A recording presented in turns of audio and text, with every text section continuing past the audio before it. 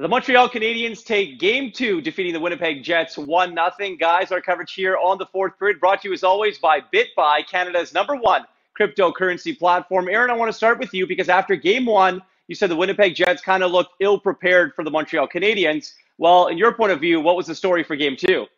Yeah, I think this is a Winnipeg Jets team that completely lacked emotional investment in Game 2. I don't know exactly what the answer is to what you get them to do to get on the right track. It's almost as if they got handed a porcupine in a box and don't know exactly how to remove it. And the Montreal Canadiens were that porcupine. They almost waited to react to whatever Montreal was going to do. They were undisciplined in their systems. They were not sharp. You think about the number of 2-on-1s from the first period to the third period Hellebuyck encountered. If it were not for Hellebuyck, this would have been the most boring 5-0 game, because this is a Montreal Canadiens team that did just barely enough to win the game.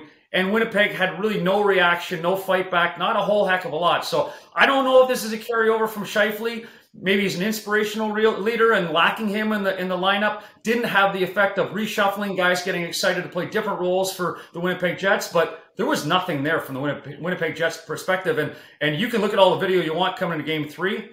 It's not tactics. It's not skill. It's effort.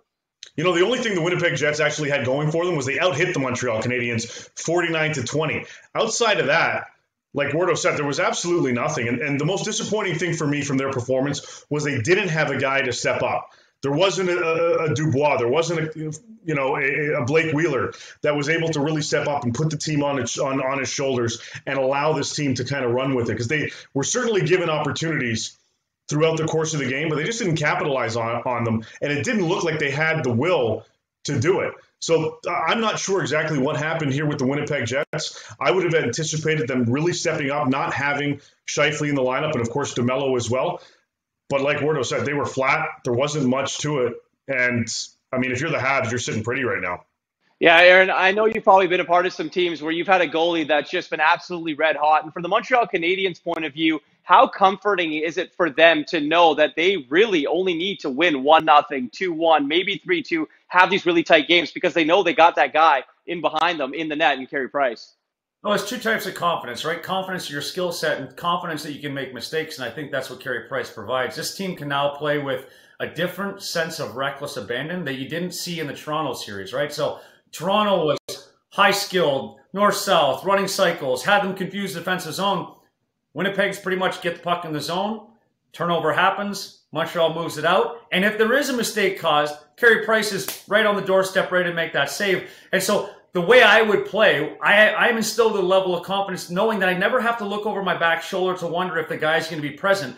So now you have a highly confident Montreal Canadiens team that came into this game and really had to output nothing. Not a whole heck of a lot. They had four defensemen that played 25-plus minutes maybe. Carey Price made the save when it had to, but they were essentially allowed to roll all the forward lines. The older guys in Perry and Stahl and Armia, I mean, it was like the Globetrotters at times, cycling the puck down low, managing possession. The Montreal Canadiens team overall, I mean, essentially the big mistake on the Toffoli goal was over back checking. It was a 2-on-3 when it came down to it.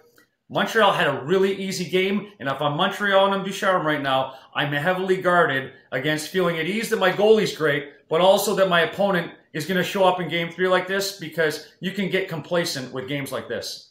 Yeah, well, that's the thing. I mean, from Montreal's perspective, they played nowhere nearly as well as they had the previous four games, Game 1 in this series and the 3 prior to close out the Maple Leafs. This was a different type of attack. They weren't as ferocious, as on point as they were coming out of the gate. And then they just decided to kind of hold back a little bit and go back to the system in which they just played at Winnipeg's deficiencies and to their mistakes. Now, it worked out in this game, and they were fortunate enough for that to happen. But that's not going to happen in Game 3 or Game 4 or any other game moving forward. They got away with this one. They've got to get back to the system that's make them get to this point. It's gotten them, to this point in closing out the Leafs and in Game 1 of this series, because you don't want to give the opposition too much of an opportunity to bite back, because if they have that a chance, they definitely will.